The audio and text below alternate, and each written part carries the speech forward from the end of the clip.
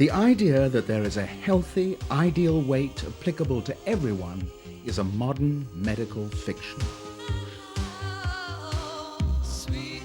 Each of us has our own individual ideal, which can vary between people just as height and eye color vary.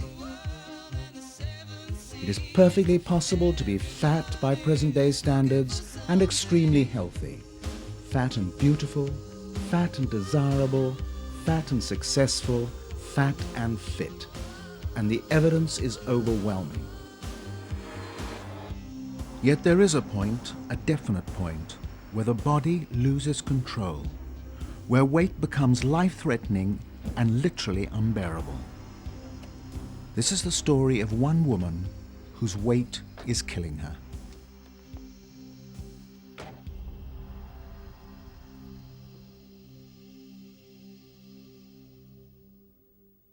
Something I could do last week, I might not be able to do this week or next week. It's like a gradual breakdown, and I'm seeing it happen. Christie Martin, 24 years old, 5 foot 6 inches tall, and weighing 36.5 stone. You know, I need help. I've got to have some help. I can't do it alone. If I could have, it would have never started to begin with. The Baptist Memorial Hospital, Memphis, Tennessee. For Christie Martin, this is a place of last resort. Patients are referred to this specialist unit from all over the United States and beyond when their weight becomes life-threatening. Do you mind if I examine your abdomen? Okay. Professor George Kahn, who runs this unit, takes the controversial view that extreme obesity is a heritable disease. The only effective treatment, major surgery.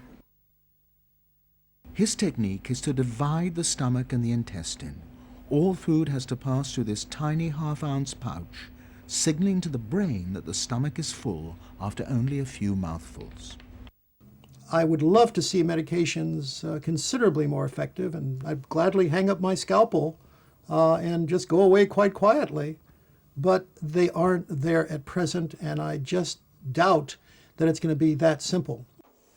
But what is it like to experience this personally? I need you to swallow for me. Swallow, swallow, swallow, swallow. It's pushing the limit of the scope to get down there because of her size. It was in this consulting room that we first met Christie Martin. Okay.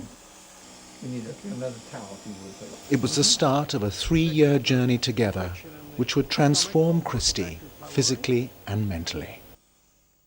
If I don't have the surgery, I'm going to die. And there's a chance that I will die during surgery. But I'm sorry. But if something does happen during surgery, I'm okay with that too. I'm ready to accept that, you know. I mean, I'm lucky, I'm positive, you know, the surgery's going to be my salvation. But I do know of the dangers of the surgery also. And if something happens during surgery, I'm not going to know what hit me. You know, it's going to be over with. And along with it being over with,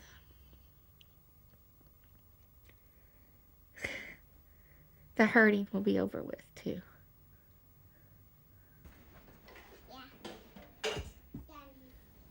After 2 failed marriages, Christie has no place of her own. She stays here as the guest of her mother, Lynn. This is not a rich family. The cost of a full bypass procedure, approximately $25,000, is well beyond their reach. But Christie was able to claim from her last husband's medical insurance. No longer capable of working herself, she depends on her mother and Social Security. What life she has is intensely focused on her 5-year-old daughter, Olivia. I think she's so special, and I think she's beautiful, and she's got so much personality, and I'm afraid that if people see that I'm her mom, they're going to pass judgment on her. I want people to see her for who she is and not to judge her by, she's got that great big fat mommy, you know, and some do, you know, little kids, you know, kids her own age make comments at school to her and stuff, so I don't go to her school anymore. You don't go to her school? You take her to school and you leave so people don't see you with her? Yeah, I drive her and I drop her off. She gets out and she goes in. And it's not just the school. The fear of shaming Olivia has forced Christie to live a clandestine life. Not only do the simplest domestic tasks require enormous physical effort, but if she wants to include her daughter, Christie feels she must complete them as early in the day as possible, when there are few people about. By choosing the empty times and places, Christie hopes to protect Olivia from the stares and comments of others and to enjoy something approaching a normal relationship between mother and daughter. Surgery, Christie believes, will finally set her free from the prison of her body and her fear. I have dreams of running. In these dreams, I just take off running, and I just run and run and run and run. I want to roll in the grass with her. I want to take her on country picnics, take her rollerblading, and go to the swimming pool. I'm scared. She sees these other people doing these other things, and she, she wants Mommy to do those things with her. And Mommy tries to do those things. Mommy wants to do those things with her, but Mommy can't. But the big question is, how did Christie ever reach this weight? Her mother is the one person who should know. I don't know why she has the problem, but she has always enjoyed eating. And maybe she didn't get all the attention she wanted, so she turned to food. In a way, is it her fault? Yes. Are you here for outpatient testing? Okay. Christie is back at the Memorial Hospital. The next few hours will be crucial to her. Put this in your mouth. Dr. Cowan's team must be convinced that her heart, lungs, and her general condition are strong enough to justify the risks of surgery. In and out, in and out, in and out, in and out, in and out, in and out, in and out, in and out, in and out, in and out, faster, faster, in and out, in and out, in and out. After a whole day of tests, Christie is led to the sleep lab. The condition doctors fear most is sleep apnea, which commonly afflicts the obese. Okay, you want to lie down, please? During periods of unconsciousness, the tongue slips down the throat, causing suffocation. The obese are denied any real rest, and the continual episodes of breathlessness eventually strain the heart. Christie's heart rate and pulse will be monitored throughout the night, and every movement recorded. Christie is in turmoil, alternately drifting off into sleep and reawaking, gasping for air. She fails the test.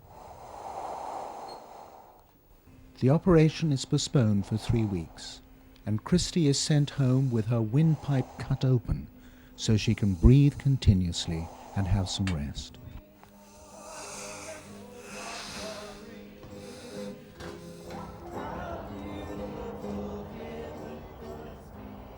Christie must be back in Memphis tomorrow morning.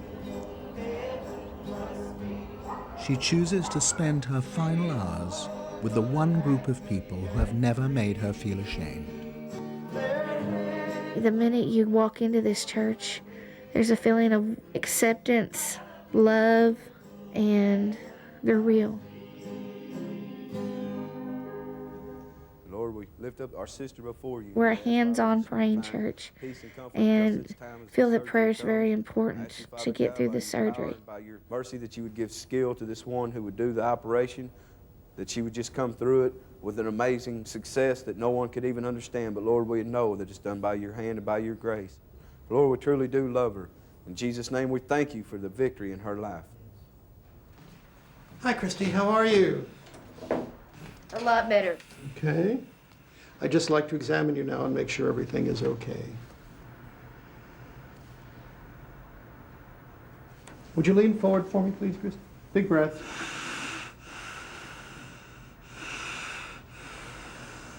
You sound quite clear. I think that you are satisfactory for the surgery and that things are pretty much in good order.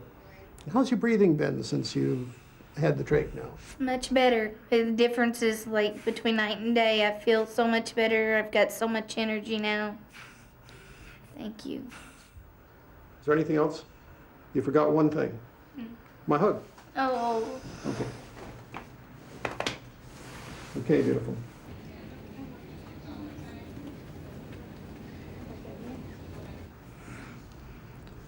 Burning up.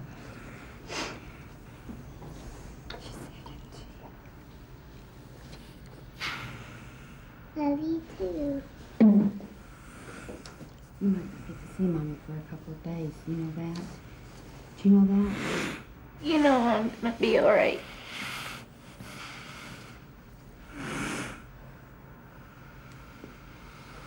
Sure you are. We're not going to have it any other way, right?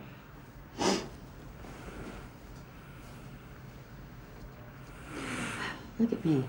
What? Got that nasty cold in my eyes again, don't Yeah, tears going down I? your It's my sinuses.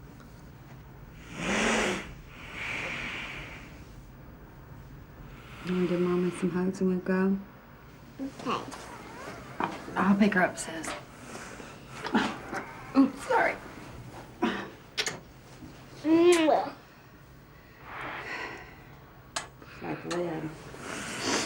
You take care of yourself. Okay. You're so beautiful.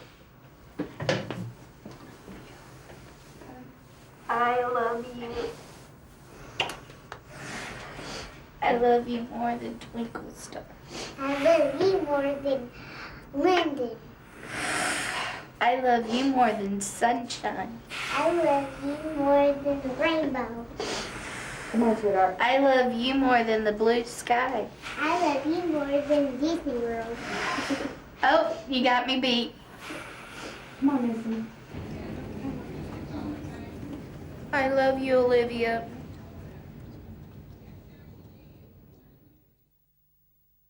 I got it. Make sure she's knocked out. Okay? My drugs, man. Give her some drugs. That ain't no gloves. That ain't no gloves.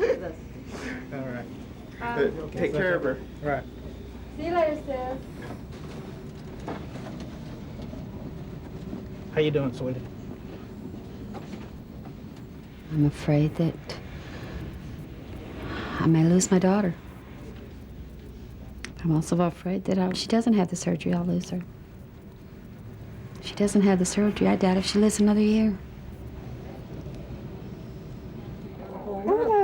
As long as my daughter has a chance of getting better, I'll be there with her. Oh, she's gonna be fine, I know. She's gonna be fine.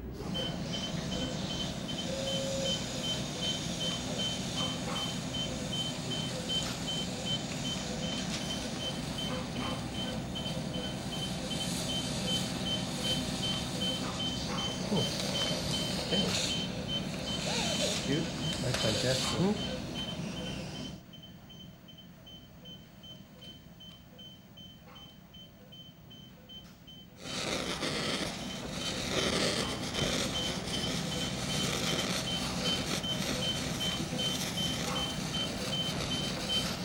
Christie's stomach bypass operation took 4 hours, 43 minutes.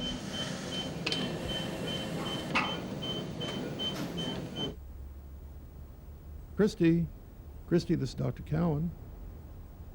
Surgery went extremely well. You're doing very, very well. I'm just relaxed. Walking on a heaven road, I'm gonna lay down my heavy load, 'cause Jesus said he'd walk along with me, singing all the way, sun shining every day. So why not come along and join me on that heaven road?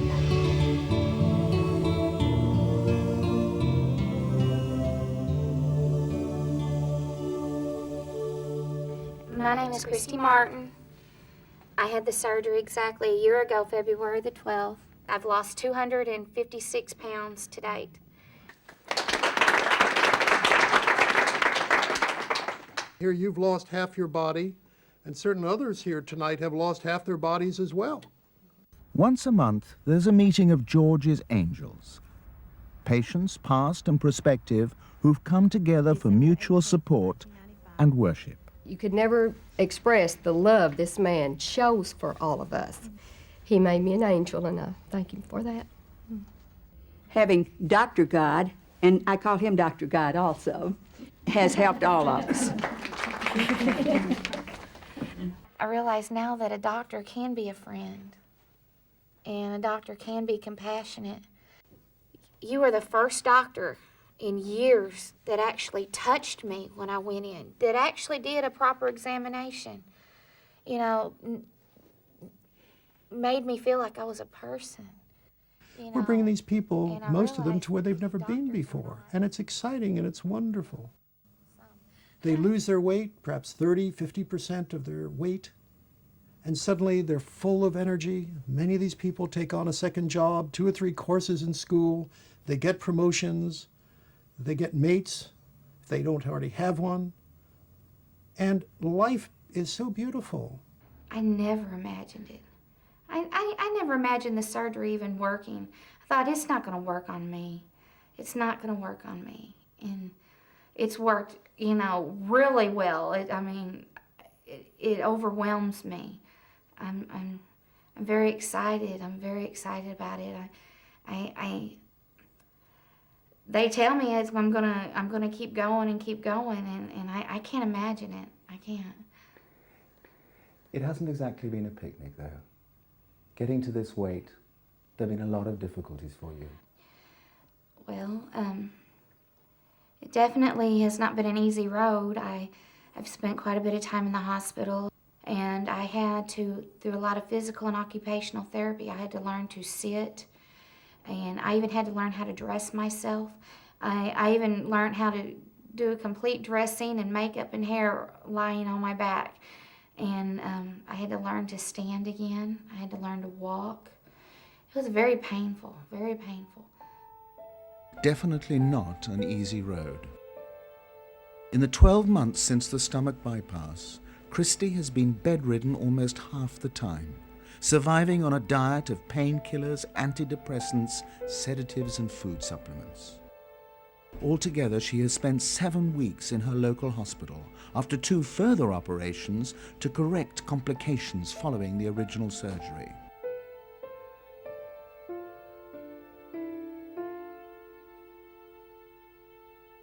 When she had the strength to stand again, she had to begin to rebuild her wasted muscles, to learn how to cope with the massive changes in her body and the persistent pain, until she was considered ready to be released back into the world. Her new home, the projects, government-subsidized housing where Christie has had to survive on a handout equivalent to £23 a week. After all the expensive medical care and attention, Christie was on her own. Remarkably, her mother, who'd shown such emotion, abandoned her when she most needed help. I awoke one morning and was in so much pain I couldn't move. I couldn't crawl. I laid in my bed for 3 days without a drop of water, any food. I went to the bathroom by myself. And no one to look after you? No one. And I was afraid. I was afraid to contact my family because, you know, they didn't want to do anything for me. They were so fed up with it. You know, I'd been sick for so long, and they thought I'd just given up, and they were going to place me in a nursing home. I'm 25 years old. It's difficult to imagine a harsher place to feel ill and abandoned than the projects. Even harder to imagine a bleaker community than the Arkansas town of Truman, to which these projects belong.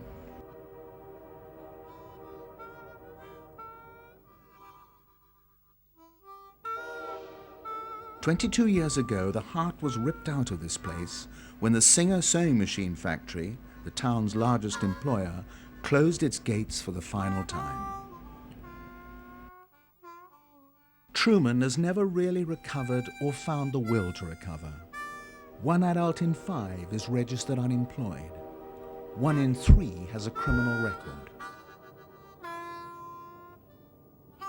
But after the rift with her family, Truman was one of the few places where Christie could find an affordable home.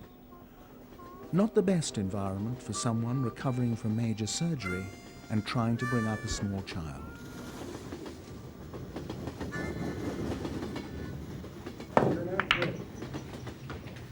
I ain't staying home no more and here right now. I don't ever hear them over any. This town is amazing. You know, there's just rough people that live here. Drugs, alcohol, illicit sex, violence, drinking and gambling have always been a part of this town. There are so many people that are down and out. There's not a family core life. Demetra Aiken, wife of the local pastor. In this town, it's always either one parent or aunt raising somebody or sister, you know, and they move. I mean, when the rent comes due the next month, they find another place to live. And a lot of people live on mattresses. When on the Christie's floor. family had given up on her, Demetra became her lifeline. I sat in my house every day in the dark. You know, I didn't want to get out, and I just didn't feel well, and I got Olivia off to school in the morning, and my days were spent alone. And then Demetra come along, and it was like every single day, get dressed, let's go, come to my house. And she made me a part of her family. Try that on. No, you. I insist. Christie's got a magnetic personality. She's funny, she's outgoing, and she's just so sweet. I don't think it'll fit. I was just drawn to her. You know what? I would like to think of her as a sister. Here we go. Oh, what nice polyester lines. Whenever life gives you lemons, I get Demetra, you know, that Matching skirts. Yes. I never knew there was someone out there for me like Demetra. She's been an inspiration to me. She gets me out of my house and she makes me get out and live a little. And she's always trying to keep me upbeat. She's wonderful. Hi. Let's hold hands. Dear Lord, we thank you for this food that we're about to partake of. I pray you'll bless Demetra's us now in husband, Jesus' Pastor name. Allen. So did you. Secure in her new relationship with this family, Christie begins to recover her health and self-confidence, while Olivia steps into the role of older sister to the Aitken children, Hannah and Damon. But as soon as Christie's condition improves, her past bears down on her. Robert, her second husband and stepfather to Olivia, comes home after living apart for almost a year. I met Robert when Olivia was 3. I just come out of a marriage to where I told myself I would never be treated badly again, and I walked right into another one. Robert is an alcoholic and very abusive. He has sexually abused me and physically abused me, and he even tried to kill me one night. Do you think that's the price that an obese person has to pay for a relationship? Most definitely, most definitely. We settle, you know, we settle throughout our lives. We take the leftovers is what we do. And I'm not saying Robert is a leftover, I settled for Robert, because Robert, you know, he settled for me. You know, I was very gross to look at and to touch and to be with, and I think he was very courageous for taking me. Now that Christie can look back on that 36-stone woman as a different self, she feels ready to confront the questions she's avoided all her life. For years, people would say, well, Christie, I don't understand how you're so big. You don't eat that much. And, you know, and I even started to believe that, you know, I don't know why I'm so big. But the truth of the matter is, even as a child, I would eat secretly. I would go and hide and eat. It was a compulsive thing. I couldn't stop it. I didn't know why I was so hungry. I didn't understand why I wanted. That's all I thought about was eating. you know, but I did. And I was so sad. It was an unhappy childhood, wasn't it? Oh, I was very, very unhappy. I used to pray. I'd pray to God every night. Please don't let me wake up to another day of this torture. I prayed that prayer for years. Were you abused as a child?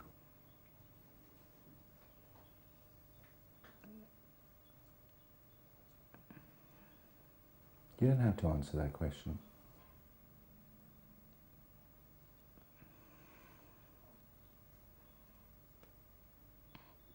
There was abuse in our family, yes.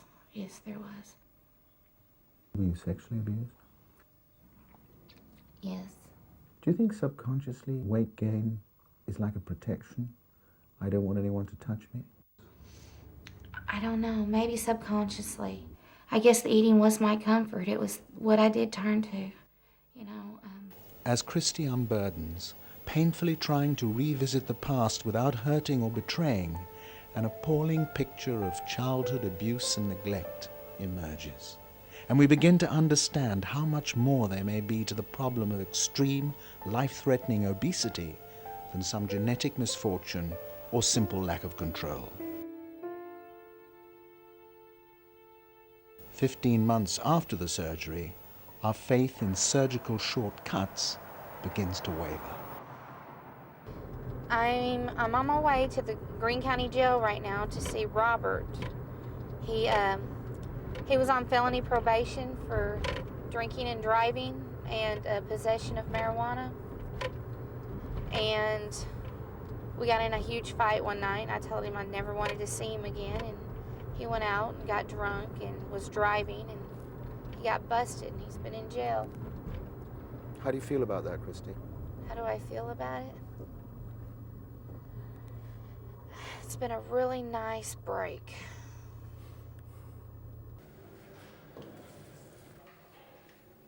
Hello. Hello. How are you, sweetheart? You doing fine? What's the matter? You look good. I miss you very much. Did you hear what's going on? I get out tonight. Really? Yeah? Tonight? Uh-huh. Aren't you happy? Yeah. Miss you. I know you hate Sarah and that all the time. You don't miss me. You don't think so? You don't love me. Why? You're just obsessed. Huh? You're just obsessed. Why you say that? Because. Because. Because? You're gonna be on my ass. You're You gonna be on think? my ass every second you can. You think? Robert, I know you. Is that what you're afraid of? Huh? You're afraid that I might hurt you or something? Is that what it is? Huh? Or you just don't want me no more? Or what? I know I done bad by getting drunk. People do things wrong too, worse than that. I'm just about as bad as you are. What do you mean you're just about as bad as I am? What do you mean how bad am Doing I? certain things, drugs or whatever, drinking, you know. Yeah, well, you're gonna go on one bender and you're gonna beat the hell out of me. You know you will. Back off. Okay. Forget it. Talk to me. I don't want to talk to you. What do you mean by that? I just don't want to talk to you.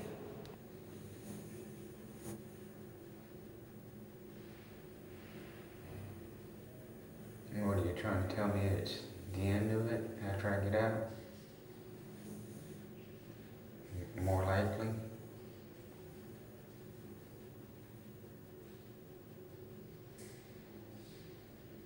That's a yes or a no? Just have a lot of talking to do. He knew there was something you wanted to tell him, and you kept saying, we've got a lot of talking to do. What were you really trying to say to him? What I really want to say to him, I really want to move on with my life.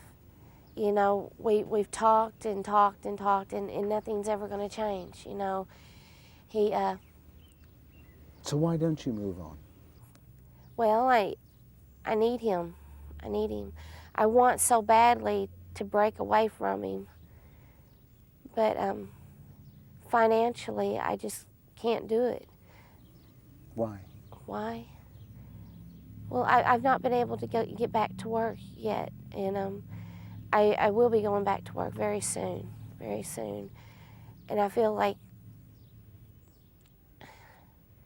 I mean, I know it sounds bad, I'm just going to drop him once I have my own income coming in, but... In a way, you're using him a little bit. Yes, I am. You know, I feel bad about that, but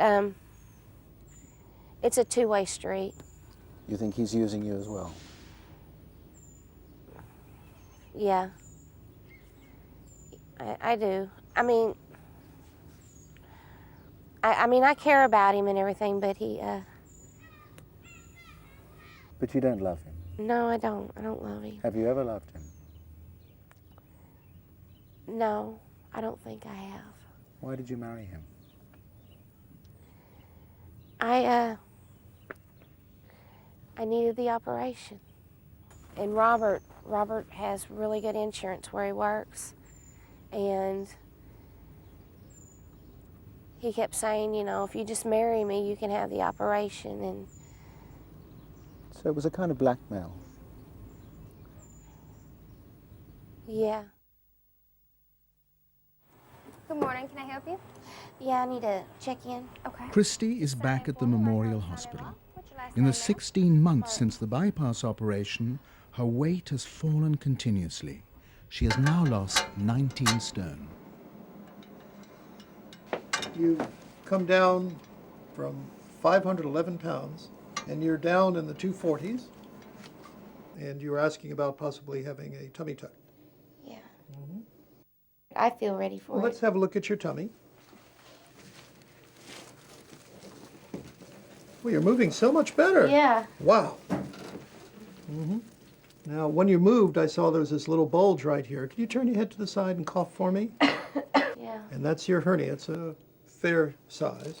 I can feel it. Yeah. Is it getting it's getting a It's- little it's- larger? Is it bothering you a bit? sore. It's It hurts, yeah. Would you bring up your funiculus and let's just look here. Well, that's healed up nicely. You've really taken good care of that. It was so red and raw before. How far does it hang down? Close to my knees. Out to your knees. Yeah. And I imagine that interferes a lot with walking. It's very uncomfortable. It gets in the way, you know, and it smacks and everything. So yeah, it's kind of embarrassing, also. This is a massive apron of skin, but that doesn't mean we should be intimidated by taking it off. We've done a good number of these, even heavier than this. Could you just show me kind of what it's going to involve, what you're going to do? Sure, be glad to. We will dissect down all the way underneath the skin, all the way to your sides. Underneath where this extra roll of, like a spare tire is, right out around the edges here. Then we cut right down through here, and we'll be able to bring back your skin, kind of like opening a door on each side.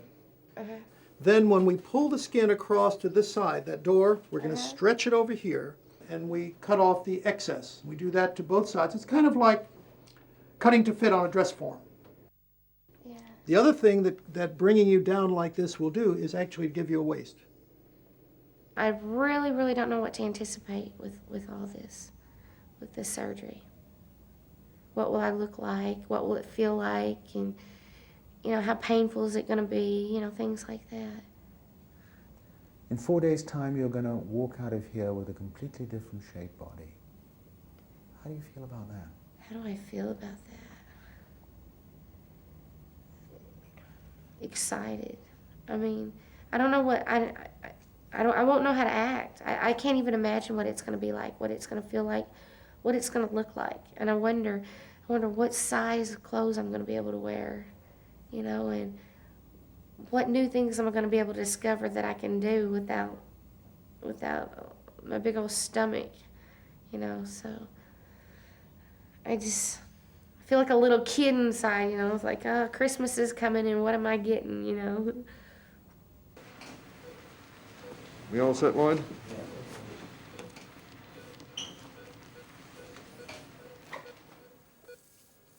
It's very complex in these big folk because there's so much shifting in the bow.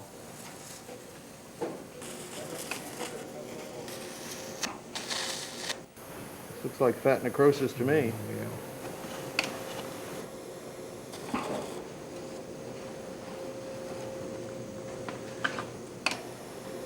That'll do. I guess that's their pubis there. Wow.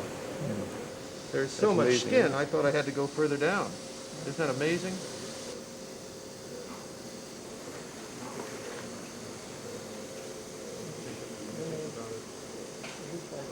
The 3-hour tummy tuck operation reduced Christie's weight by a further 15 pounds and took 19 inches off her waist. It's a real good work of art.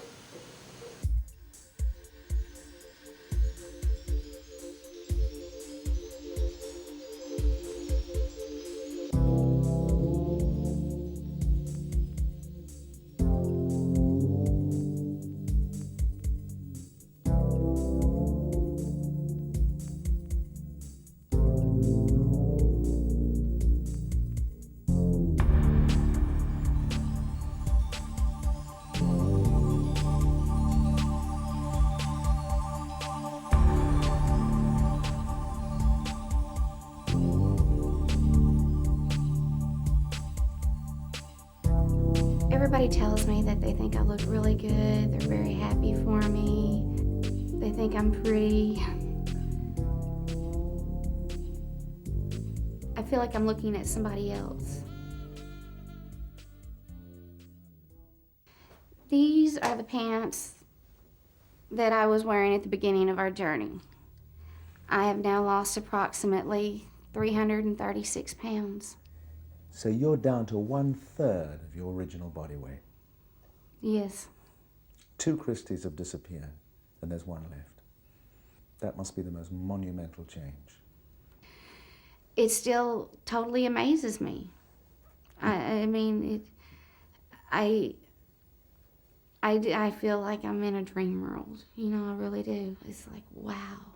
Because I'm the size right now I was probably when I was 8 or 9 years old. I'm in a body that I've not had 26 years to get to know. And I'm trying to figure out who I am and what now.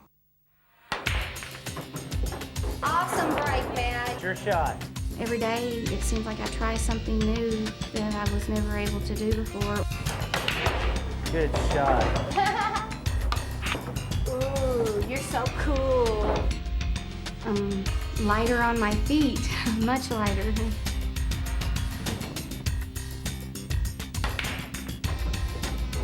I'm not embarrassed to go anywhere or do anything anymore. Christie, we're talking about changes on the outside. There are important changes on the inside. What have you learned from this experience?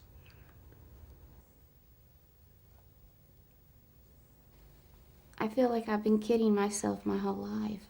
I thought the weight was the whole problem. I felt like if I could just get the weight off, my life would be perfect. The weight was the whole issue. It has been my whole life. But now, and I would have the surgery again in a heartbeat because it's taken me this journey to realize that the weight is not the problem. It's not been the problem at all. There's a lot of hurt underneath all that. And I don't have the food or the fat to cover it up anymore. It's... Now that weight is not there as a problem, has it made you feel exposed? Exactly. And not only that, it's like, you know, I'm not a young child. I'm not a young child, and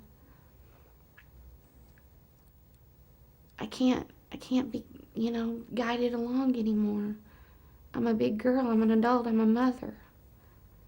And I have to get my act together because I've got responsibilities.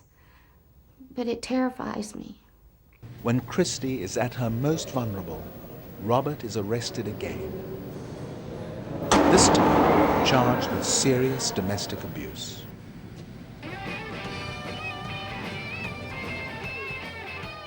Left to her own devices, Christie goes wild.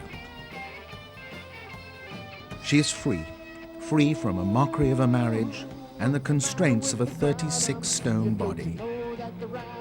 Free to grab back her lost adolescence.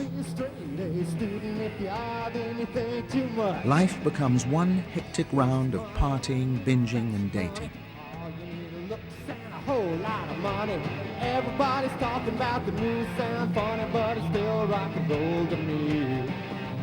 Everybody's talking about the new sound funny, but it's still rock and roll to me. Christie's appetite for pleasure is insatiable and indiscriminate. You want to dance to one more? Are you going to stagger this time? No. If you're not going to make me look halfway decent, I'm going to look at somebody else and say, hey, baby, dance with me. No, I'm gonna make you look good. You got it all together now, baby, and you're ready to rock and roll, right?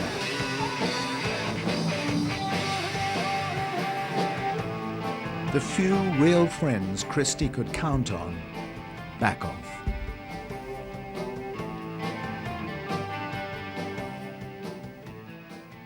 I can't be around her. Why can't you be around her? Well, the friends that she has chosen and the lifestyle that she has chosen to live does not match up with mine, and my values and beliefs do not allow me to be around Demetra, that. the pastor's wife, has deferred to her husband's wishes. She's staying up all night, partying, drinking. She no longer spends her days with Christie and Olivia. I don't want to sound judgmental, but maybe she's got to go down this road to experience these things and maybe be taught a lesson. We were close, Christie and I. We were like sisters. We had what I thought was a good relationship. But now the relationship is over. I don't like the word over. I just say it's on hold. I'm no longer the caterpillar in the cocoon anymore. I'm a butterfly, and I've got my own world to explore now. The old Christie is still inside of me, but it's getting stronger. I'm getting stronger. I love Demetra and Alan to death, but I am not going to stand or sit here and have someone tell me how to live my life anymore when they have no idea what I'm going through or what I've been through. I needed some space, and nobody wanted to give me any space, so I took it. And it made everybody mad. Really mad. And where is Olivia during her mother's dash to freedom? Olivia has seen so much. She has been through so much. She has to sleep on the couch while whoever's Christie's boyfriend at the time sleeps in the bed with Christie. Christie's older sister, Tammy, has moved back into her life. She is now a neighbor in the Truman Projects. Olivia has stated many times that she does not like all the guys that come over. She does not like Christie drinking. And Christie doesn't like it because Olivia has an opinion about what she's doing. You're worried for that little girl's future, aren't you? Yes, I am. I'm very, very worried about Olivia. If Christina does not get her life on the right track, well, then Olivia is going to turn out to be just like her. And Olivia is on the road to be just like Christie. You once said to me that abuse is a cycle. You were abused. You overate. Your child is turning to food. She's overweight. You've got to break the cycle, Christie, for her sake. Can you do that? I have to. can't let her have the same life I did. For all her resolve, Christie is easily diverted. Truman, a town with so little to offer by way of support, has a comprehensive range of alcohol and drugs in its night culture.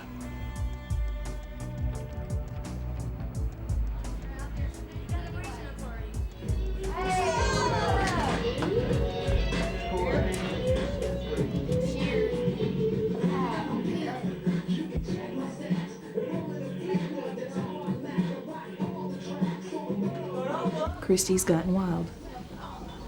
She cares more about what she wants and about having a good time partying and not caring about which direction her life is going in and which direction her daughter's life is going in. Christie is mixing with people who do not work, who do not take care of their children, who drink, who do drugs, who are abusive to people around them. She has gotten into some very, very abusive relationships with men where they have beaten her to where she's almost dead. She has found happiness in alcohol and drugs. She also mixes just about everybody that she hangs out with is involved in all those things. Christie's future's on a knife edge, isn't it? Yes. If she doesn't turn it around now, I don't think there'll be any turning around. Why? Why do you think it's gone so wrong? I have no idea. I have no idea. But Christie is not the sister I've always known.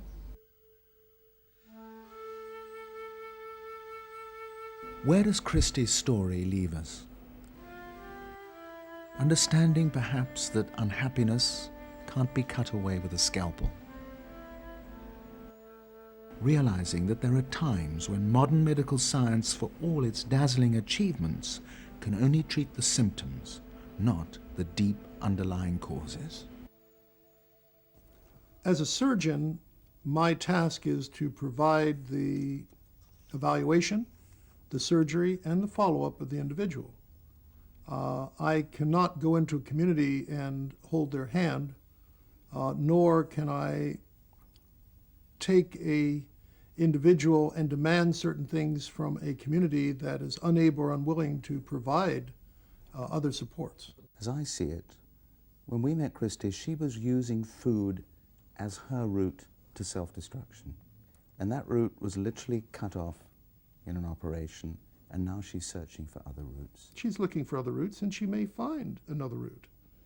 Christie, unfortunately, has gotten into a substance abuse situation, which is relatively unusual in our population. And there, all bets are off. Anything can happen, either for her salvation or for ultimate destruction. I feel like I'm alone, you know. I feel like I've used up all my resources. And I don't know which direction to go in now. Christie's story isn't over yet, is it? No, it's not. The real fight is still on, isn't it? It's on. Sometimes I feel like I'm losing it, but I'm gonna win it. I've come this far. I can't quit now. I'm gonna win this. Walking on heaven's road, I'm gonna lay down my heavy load, 'cause Jesus said he'd walk along with me, singing all the way, sun shining every day. So why not come along on that heaven's road? Who's that